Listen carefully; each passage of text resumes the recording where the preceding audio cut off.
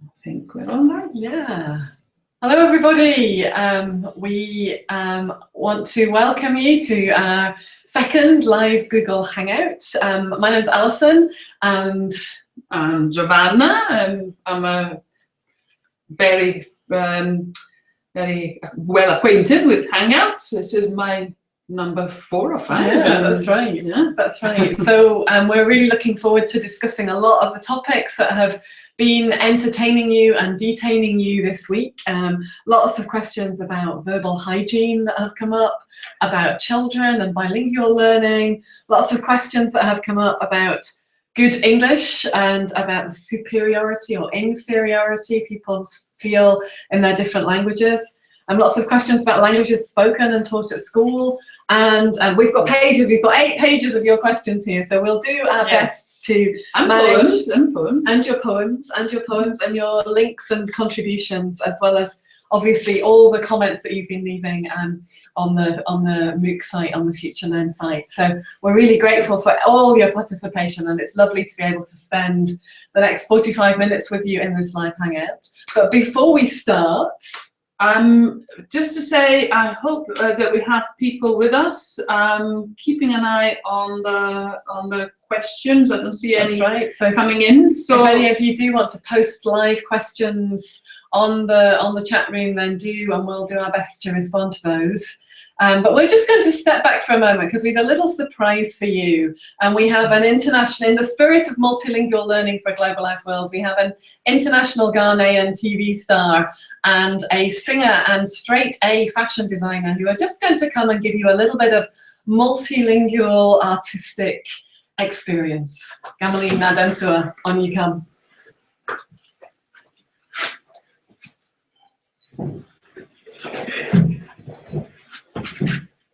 Hello, nikata nye phone. Nkoyenye Gamali, macho Ghana.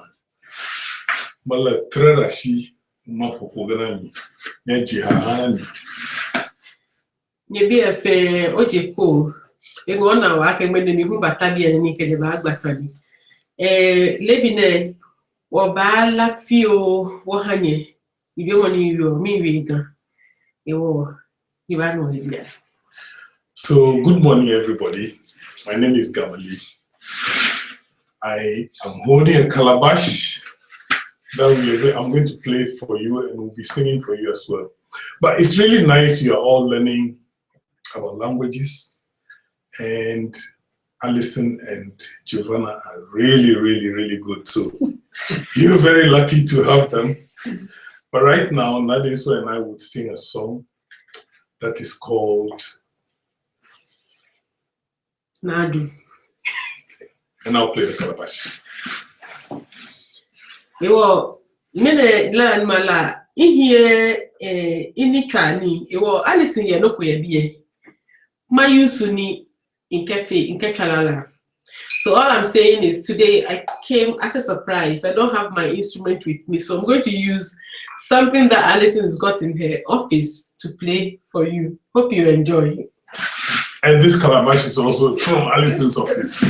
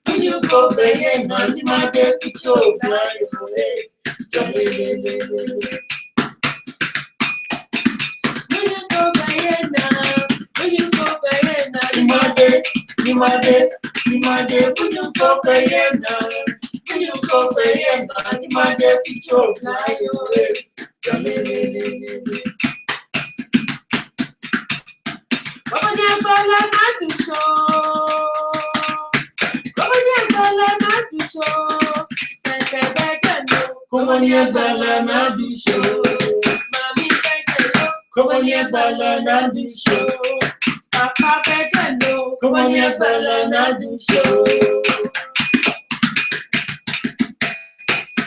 Come on, yeah, banana do show. Come on, yeah, banana do show. Papa Bejano, Come on, yeah, banana do show. Mami Bejano, Come on, yeah, banana do show. Papa Bejano, Come on, yeah, banana do show.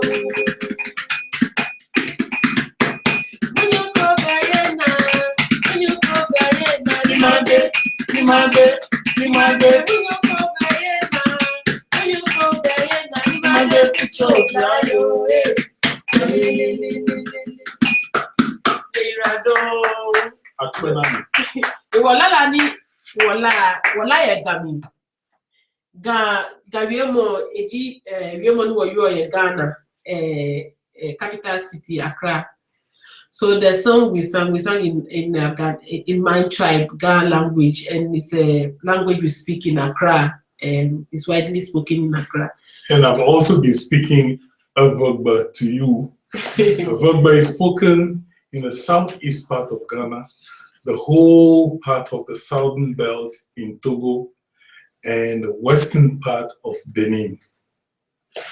So we hope you enjoy your lesson today, and hope you enjoyed the music. Yeah. Can I just ask a question? How many languages do you speak? Okay, I speak. She's going to count on it. I speak about 4 languages fluently, plus English. And Gamali, how many do you speak? I speak English. He's counting I'm on going his to count on fingers. myself. English. Ebe, Chi, Fanti, Dangbe, a little bit of French. And I was learning German, but I didn't. What about when in Ghana? Do most people speak just Ga, or do most people speak at least 2 or 3 languages? The commonly spoken one is the Twi, Akan language.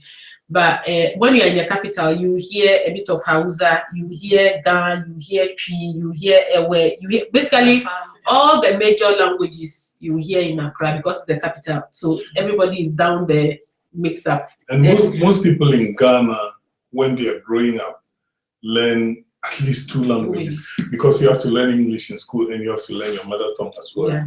But if you're in a major city, like if you're in a city capital if you're in a regional capital where it's very cosmopolitan, then you may be learning 3 or 4 languages at the same time. Yeah. So most people are very multilingual. Yeah, exactly. Yeah, there are parts of the world where being multilingual is the norm rather than an exception. Yeah, and that we don't have to think about it that hard or work at it because it's just just the normative thing to do. Nadenso Gamli, thank you so much for joining us in the hangout. Thank you for having us. Bye bye. Sorry. That's me. Bye bye. I have a feeling that this is not the right chat, but.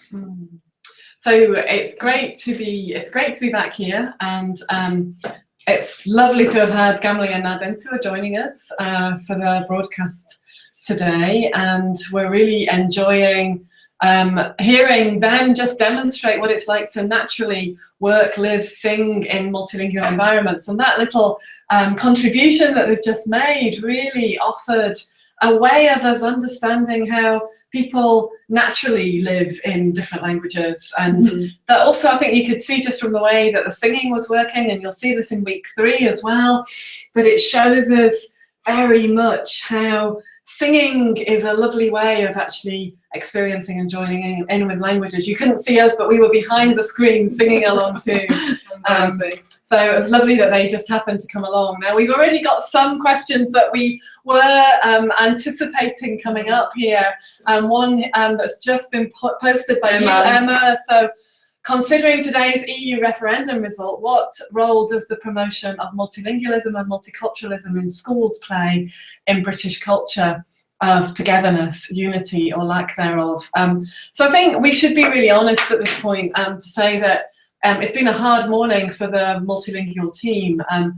Apart from myself, everybody in the team is either a member of the European Union or has a passport from a country that is not from the UK. I'm the only person who's grown up in the UK. And there's been a lot of tears in our office today. We've been glued to the news and we've been speaking to each other in many different languages. There have been a lot of hugs, a lot of non-verbal communications being necessary for us as we try and understand the consequences of what today's vote to leave the EU means, and lots of thinking very hard about the context of Scotland, Scotland's multilingualism, because of course, as we've been saying in this course, Scotland's a multilingual country officially, with Gaelic and Scots, with sign language, with English, and one that's trying to work towards togetherness and questions of multilingualism and multiculturalism in its legislation. And this then comes and flies in the face of a vote which is very clearly around questions of exclusion and questions of English nationalism. So we're struggling quite a lot to think about what this means. But for us, it really meant that we needed to wash our faces, dry our eyes, and get ready to actually come and be with you on the Hangout, to be honest with you about our bewilderment, our shock, our shame, but also our determination to be continuing to work for a world where diversity is valued and shared. Not just valued and shared because this is an ethical responsibility, but also because for our work as language pedagogues, as people who research language education, the verdict is very clear that multilingual education is good for children, bilingual education is good for children when done well and thoughtfully, and that these are things that as educators we need to continue to be committed to. So what is the implication for togetherness? I think one of the things that the poet Alistair Gray says is that we need to work as if we're living in the early days of a better nation.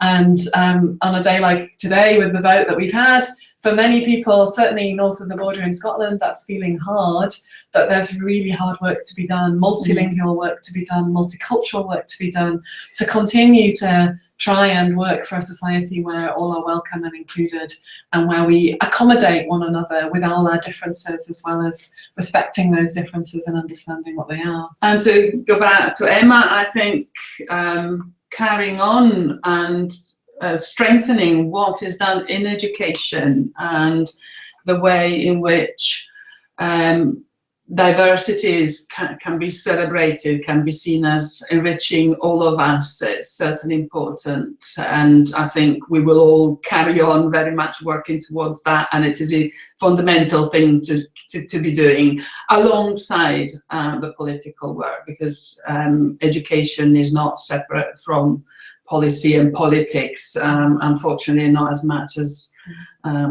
it should be, or we would like it to be. So the two things will have to go together. But yeah, it's a time to push for more diversity, more languages, more understanding in education and outside in everywhere else. Yeah. And there's some lovely comments just coming through at the moment. Sandra just saying thank you for your honest words. Nothing is for nothing, and people just really needing a space, I think, to try and find what it means to wake up in a different world. There's a very, very good, honest book about the collapse of the Soviet Union, which is called Everything Was Forever Until It Was No More. And I think these are times where thinking hard about what our legacies are, what our histories are, and where they've come from is important. And for those of us as educators on this course, you know, we've been trained in the languages of Europe, we've grown up with the languages of Europe, we've committed our lives and our careers to teaching the languages of Europe. For me, it was French and German, as many of you know, that I spoke and learned in schools. And we're seeing a world now where we need to broaden that out even more, respect our diversity, learn other languages, engage with people as a way of welcoming them into the different languages we speak, and also be mindful of what's lost when we do lose languages, or when, as I think I speak about quite a lot in the TED talk that I did, when we realise what the danger is in a single language, just as the danger in one narrative about the world. And talking about languages and learning, I just want to thank very much Hilary, who made a video for us, and I don't remember, I'm afraid, English or the German, but I do remember. And so she taught us how to say good morning in English, German, and Italian Sign Language. And I thought that was really touching and really lovely. Yeah, beautiful, beautiful. Yeah, which is one of the ways we can say thank you. So we've also had quite a lot of reflections on how do we communicate with one another when we don't share any language in common. That's been one of the really good critical questions that's been asked of us this week in the course. Maybe I can just tell a little about the work we've been doing with our colleagues in Ghana recently. So I'm just back with my two colleagues who you heard earlier, Gamali and Nadensua, from doing some work in Ghana. And we were working with young people. The young people, there were about 4 different languages they spoke. And we spent a whole day where we worked either entirely in silence with objects like the calabash that Gamali was showing you, and bodily gestures. So everything was done just using our body and gesture and trying to communicate that way and trying to show people what they wanted you to do next or where they wanted you to go next. And then we spent another day where there was no English spoken. And so I had the experience, which is quite rare for an English speaker, of not understanding anything that was being said around me. And it was a very good experience to have. I think it is reflected a little bit in some of the comments we've had on Good English about superiority and inferiority that you might feel, and about a world that speaks English and what the power and privilege is that's involved with that. So I spent a whole day with people needing to explain to me, show me, laugh at me at times, but also realizing that, as we were saying with Gamali and Nadensua, this is a country where people are naturally switching in and out of languages all the time, explaining to people in their everyday speech how they would say things in a different language or with a different proverb or a different idea.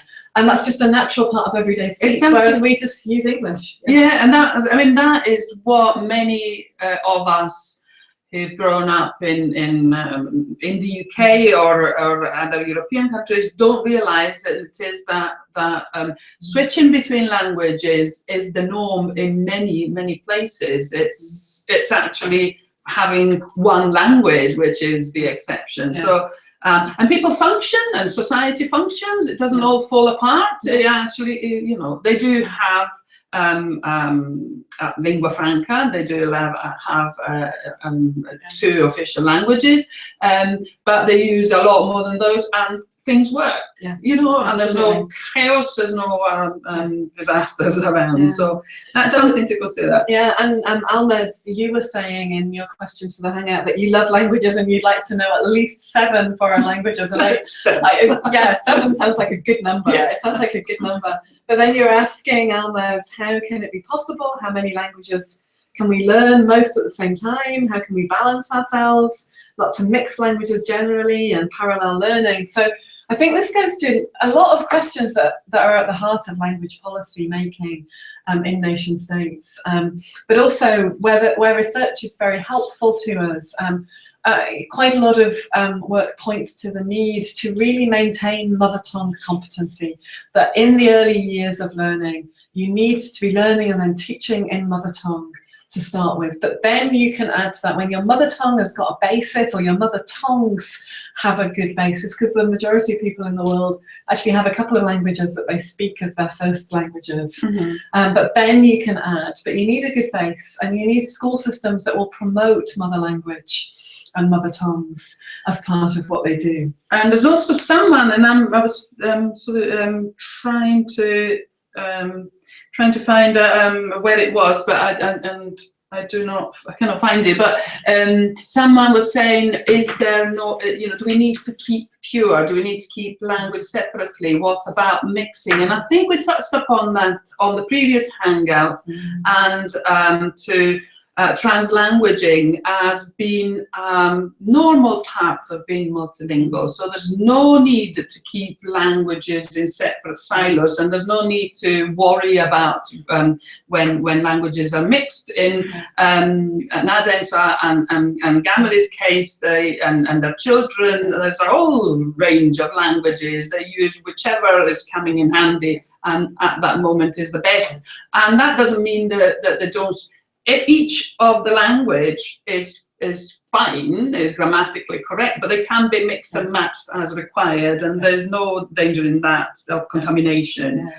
And I think that goes to the heart of some of the questions that we had as well about code switching, and what the code switching, which is when you switch between different languages, or codes as linguists often call them, means that you're actually building up repertoires. And some of the language about code switching in the literature at the moment is being replaced by understandings of translingual repertoires, which really point to the fact that when we're living in multilingual societies rather than largely monolingual societies, what happens is we learn to switch in and out, we learn to move in and out, we learn to use different words at different times, we learn to start a sentence in one language and finish it in another, and that just becomes a new social norm for ways in which we work to make sure that people are understanding what we're saying. And we may also start to slow down our speech more normally in order to be able to speak to people who might not share the speed or the accent or the tonality of the language that we are used to speaking most. So we start to accommodate the way in which people speak when we're living in more multilingual societies, and that becomes natural to us as part of our ways of working. And as a link to that, Larissa was asking about the consequences of growing bilingual to child development. And I think that what she meant was beyond, obviously, the linguistic, being able to speak more than one language. And it is, it is an important element of growing up to be more flexible, of growing up to be more understanding, more able to walk in other people's shoes, and more empathetic. And also the ability that it gives to children, and again, I think we touched upon this in the previous hangout as well, the ability that it gives to children to learn more other languages. Knowing more than one language helps you understand what a language is, and therefore learn other languages better. So there's a whole host of positive aspects, consequences to child development, to growing up bilingual. Yeah, I think, George, you've just posted some interesting comments, and you're talking about the promotion of a second language, as in Scotland, is a good idea for students, but for many Polish speakers, the emphasis is on adult learning courses in English. And I think you're really touching on a very important point about integration, that at the moment we seem to have policies of language integration that are one way, that you learn whatever the language of the country is. But of course, in Scotland, we've got several languages into which to integrate, but also what we're seeing when we're looking at integration in practical terms, when we do field work about this, one of the things we see happening is that there's a lot of language learning between different minority language groups, so that we may have Polish speakers working alongside Czech speakers, learning languages from similar language families, as we often call them. And so that multilingual learning isn't just a one-way street, it's really something of an entanglement. It's something where people will learn in different directions at different times, and will pick up languages for a whole range of reasons based on who they're working with or who's in school with them. So I know, for example, that my daughter speaks really good Arabic because she grew up with next door neighbours' children who spoke Arabic. And so she just learned Arabic really naturally as part of what was spoken when she was around at their house playing. So I think there's lots of contexts where we may have a policy emphasis on what the language is you're going to learn, but actually what you'll learn as a result of how your life pans out, what your social choices are, that can end up very different. I'm sorry, I'm laughing because I remember one of my children's friends now in his 20s, when he was little, he used to come to our house and he could sing the little song of an Italian cartoon because they were watching it together. And my children, and I knew the whole thing, I knew the whole song. Yeah. But also Juliette, I think, was commenting, or Juliet, was commenting that teaching modern languages is often restricted by availability of human resources, and I think that that is quite right. The recruitment of teachers of foreign languages need to be looked at, and you could expand the pool of languages that you recruit teacher from. So if you have teachers with a variety of languages, rather than always, you know, matching the teacher to the languages that are already taught. Yeah, if you see what I mean. And So that's actually a really neat link to the question that's just been posted on Inclusive Education, a group looking at 2+1 for pupils who require additional support, and thoughts on the challenges of this. And you know, one of the things we do know about learning languages is that practice helps. And having good structured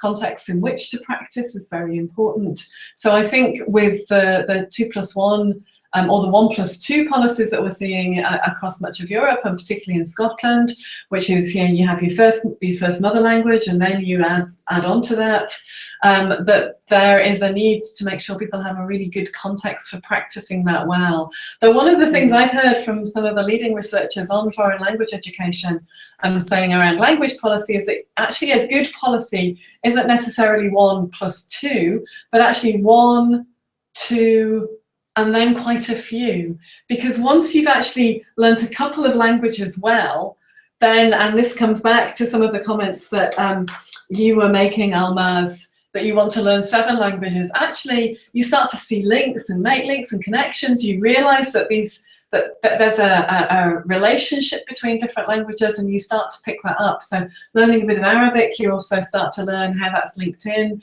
to other languages in sub-Saharan Africa and in the region, that people share words, that people have moved and migrated in the past and so have left legacies of their words in those languages. And so that the learning of 1, 2, and then quite a few starts to make sense in that context. very good, thank you. There were quite a few, we've got quite a few nice comments on Good English, and about, well, quite a few lovely poems that people wrote on sort of the back of Good English, and I can. Just the first part of Mandy's poem resonates with me when she writes, "I can hear an accent. Where are you from? Germany, my friend, but have been here long.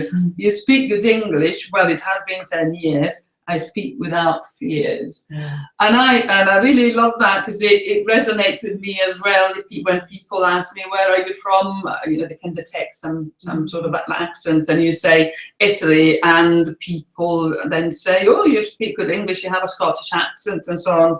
And yes, I mean, it is a compliment and it's meant well, but every time it's pointing out that you are not from here. That's the assumption. Even though I've been here 16 years, so the fact that I speak good English, it's not due to my brilliant ability to learn English, just, you know. I mean, and there's some other lovely. Claudia's got a lovely verse here. "Often a way to speak is the one thing that I seek. And I don't believe in rules. Words are powerful tools." And then also Maisa, which I thought was a very beautiful, gentle poem from her Good English experience, but also expressing something of the pain that Good English presents through Tawana Sutole's presentation there, with a good degree of irony and confident speaking back, and that lovely little smile, that little awkward smile, his euphemism for words. And what Maisa says is, "When start the sun in sunset and go the light, we'll remember the least, English and Arabic, and more from pain." And I think when we're thinking about words doing things, it's really good to be reminded of the power of words, the fact that words can do things that are painful. They can curse, they can hurt, they can undo agreements, but equally that words can offer comfort and hope. And actually in situations where people are in their extremes, and one of the things we've been finding in our projects from which this online course has developed, where we've been looking at people and their language under pain and pressure and in situations of distress or under duress, particularly refugee populations. One of the things we've really been noticing is how important it is to be able to offer simple words of greeting or comfort in a language that is the language that people need that comfort or that support in. And it doesn't have to be a whole language learned fluently. It's more on those edges, those borders, when people are struggling or in pain, that they want to hear something that reminds them a little of home or tells them that they're safe in a particular way. And language is important for doing that. And going back to education, I think it's the same idea. And you perhaps it's the one. What was it? 1 + 2 Yeah. plus 1, 2, then quite a few. Then quite a few. Yes, and it links to good English in a way, in that you don't need to learn each language to perfection. That is something that we might need to let go of. The idea that you can only say that you know how to speak a language if you speak it native like. But that you can actually acquire bits of language on which you can build in later life. You never know. You know, my little bits of Arabic are now coming in quite handy for fortuitous reasons. Yeah. But so Absolutely. And I think we were sharing some of the comments with Tawana Sitole about his poem Good English, and he's asked me to say in Shona, Kutenda kwa kitsi kori mumoyo, which means I'm thanking you into your hearts for your comments. So a very poetic phrase in Shona that he's asked for us to say back to you as learners for the way that you've commented on and thought with Good English. And he also said that for him it's very important that people understand what our policies of language imposition do to linguistic diversity, how they change our identities, that we're aware of these implications. That means that we take care of language, that we offer a carefulness around it. And sometimes that carefulness might be with irony or with humour, sometimes that might be with gentleness, but that we attend to the words we use, we think about what they mean overall. And on this, perhaps it links to quite a few questions that we had on verbal hygiene. Yes. And the one thing that I'm not sure, and perhaps from reading the questions that came and the observations that people made around verbal hygiene, was a concern that verbal hygiene means that thinking or around languages in one way or another is either good or bad, that there is a good or bad way of thinking and speaking about languages. And I don't think that ever was Deborah Cameron's intention. Her intention was to expose the fact that we have an almost natural innate need to regulate language, that is normal and everyone does it, even when pretending not to do it, because not, saying, oh, we need to leave languages alone is a way of regulating languages by not regulating them. So whether you regulate them, whether you don't regulate them, there is this need to regulate language, to have control of language. What she wanted, I think, to expose was the fact that often this stands for other purposes, that language is a cover for other issues, other problems, other things that we want to regulate, which is people behavior, which is, for example, the entry of people in this country through the Life in the UK test, for example, that I think Jana mentioned. And she said, oh, the Life in the UK test should be given to everyone applying for a UK passport, you know, even native people, just to see what happens. And I think that would be quite good fun. My husband is English, tried it once and failed. So yes, it would be out. I've struggled with that test too, I have to say. I think I fell down on what is Scotland, England, Northern Ireland and Wales's national dish, and I didn't get the questions right for that. Okay. So, and it is interesting the fact that people have to pass a language test to qualify as UK citizens, and this. And the Life in the UK test is given only in English. I think you can do it in Welsh. I'm pretty sure. But what it also selects is obviously people who come from Anglophone countries will have easier access. In particular, you know, if you come from Australia or Canada or whatever, it will be much easier for you. And it will also much easier for people who have long experience in education, because it's a lot easier to learn. It's a lot easier to remember if you're in the habit of it. So it has all this other connotation that it selects people, it's not just language, but there are also other parameters that are hidden there under the language, which are selecting people. Yeah. And I think, Sandra, particularly you went and actually watched one of Deborah Cameron's YouTube videos more closely. Yes.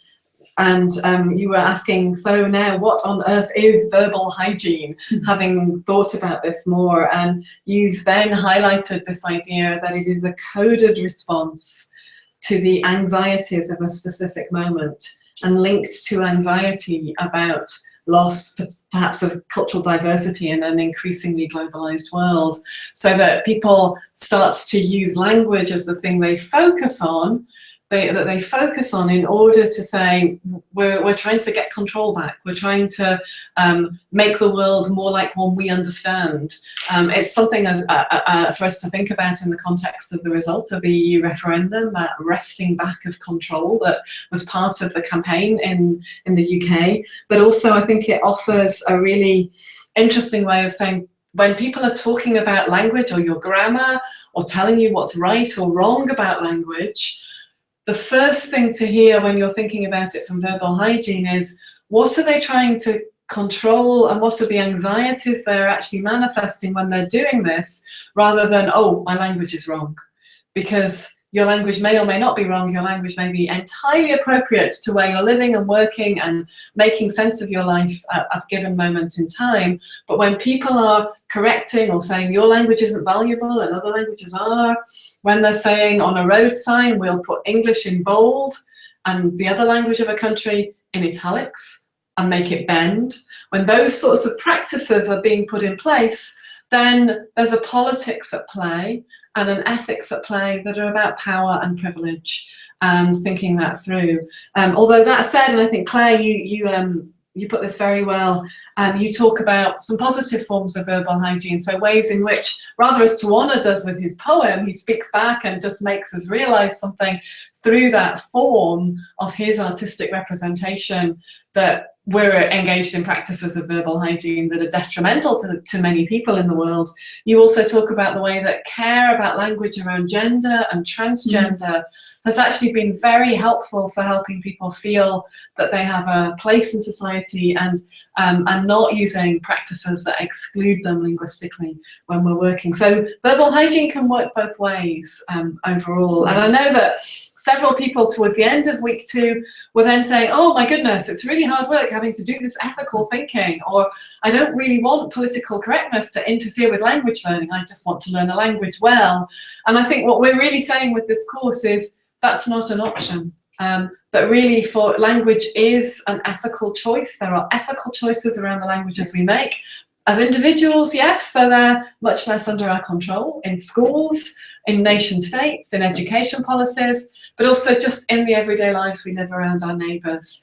That doesn't mean that you have to learn every language in the world. We can never learn every language in the world, but it does put a little bit of a duty, perhaps of courtesy, onto us as citizens of a globalized world, where we wish to be able to travel and engage with people in different contexts, to think about what linguistic courtesy would look like, or to think about what the consequences might be of verbal hygiene. And that is very much part of the project of a liberal education. And I think someone also spoke about needed to safeguard languages, and this is too a form of verbal hygiene. Again, it's say in a more positive way. Trying to ensure that some languages don't die out, to try to make sure that some languages that have been under pressure from dominant languages, and there is always there a political power dynamics going on, not just a language issue, that those languages that are about to die or are sustained and helped to, and revived. Yeah. And I think maybe just linked to this as well, there was some really nice comments coming back around Katya's experience of learning a Chinese song, and people really appreciating her article for its vividness and its positivity. But also with that, Aitor, you were saying that in your view, the idea of multilingualism is when you're able to communicate in different languages and when the rest of the people you're communicating with have the same linguistic ability. So people putting forward their own kind of utopian ideas of what an ideal multilingual world might look like. And Nick, you were saying lots of people are presenting their ideal versions of a linguistic situation, and that the more you read and the more you wonder whether perhaps your own linguistic ideal wouldn't just be everyone speaking their mother tongue and being understood. And I wonder, for me, if I might go further and say, for me, that would be an extraordinary situation if there were ways of having linguistic ecologies where we could understand one another, rather, as we were hearing from Nadensua, as is a situation in Accra, very normally, and that we were able to accommodate people by saying, oh, this is what we say in my language, and what do you say in your language, just as part of natural conversation. But perhaps for me, an ideal is that people can speak their languages in public, on the streets, in their homes, in schools, without fearing the consequences of doing that. And I think that's similar to what we have seen with the agendas around anti-racism, of people being able to just walk down the street without fearing the consequences of inhabiting the world in a skin that is a different colour. That should also be a similar principle that we actually put in place around inhabiting the world through languages that we've learned in different ways. That is, and that goes together with skin color, that goes together with power relations, because that is something that has never happened to me. I've never been addressed in public for speaking a different language, but because my language is Italian and that holds some value still, it's still a language of high culture and literature and so on. But I do have a friend from Nigeria who has been told, as he was speaking on the phone on a bus here in Glasgow, not to speak this language, to speak English. You speak English here. And that is to do with the colour of his skin and with the fact that it was not being differential to the country. Yeah, there's a question just come up here from Ines as well on the chat. So she's asking, why is it really dangerous to speak only one language for you, and how this affects the environment? Yeah, the danger in a single language. Yes. So I think there are many reasons here, Ines, for me, that there's a danger in a single language. I think different languages have different ways of explaining the world, and of offering themselves to the world, and of ordering the world, and that if we've only got one way of doing that, then we're missing out on many, many different dimensions. Some languages don't actually have words for yes and no, for example. So what does it mean to live in that way, to have a language where that isn't a way that you experience or express yourself in the world? But I think it's to do with these questions as well of verbal hygiene, that with one language there's a sense of superiority that comes up. Monolingualism, as David Gramling says in our week 1 of our course, and the invention of monolingualism and its imposition on the world, it's achieved a lot, but not everything it's achieved has been good. You know, some of the achievements of monolingualism are destruction of environments, destruction of other languages, as well as some ways of ordering the world that perhaps make some things a little more efficient at times.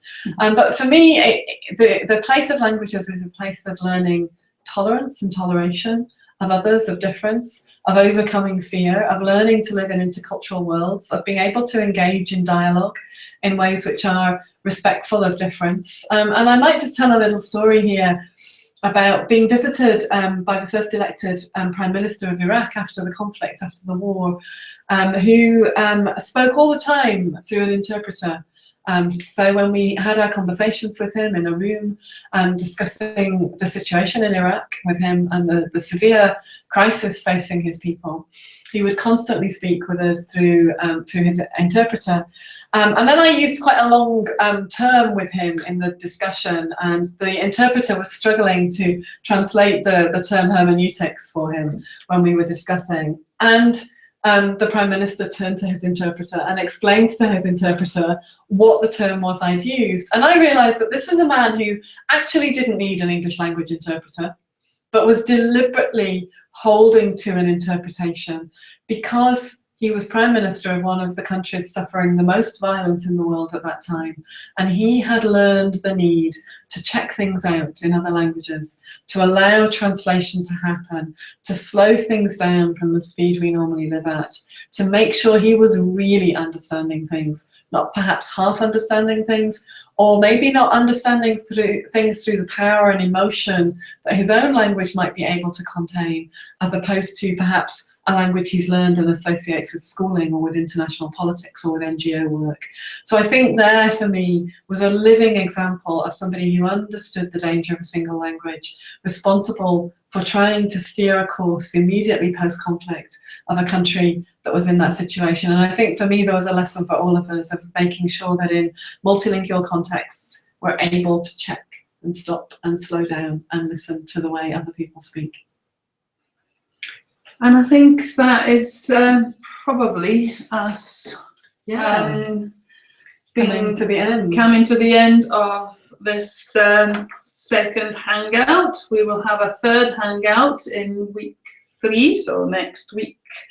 And it's just really to say thank you very much for how you are engaging with this course. It's amazing to read all the comments. It's amazing to see how people are talking to each other and that people are getting to know each other, and sometimes we feel you don't need us because you are answering each other's questions, you are feeding back on each other's thoughts, and it's a brilliant thing to see. So thank you very much for that. And perhaps we'll finish, in the spirit of this course with the words that Claudia has given us in one of the poems, and maybe just the second half of this. She says, "What is good and what is bad? You can all just stick to that, for what I want is in between, and I crave for the unseen. Yes, the language I've been taught helped me tie a stronger knot, formed my roots and helped me grow in the life that I now know. But this language I've been taught cannot hold my every thought, so I search throughout the world for what has not yet been told." So Claudia, thank you. Thank you very for much. those lovely words, and to you all for listening. And we wish you lots of fun in week 3 of the online course, and we'll look forward to meeting you again next week. Thank you.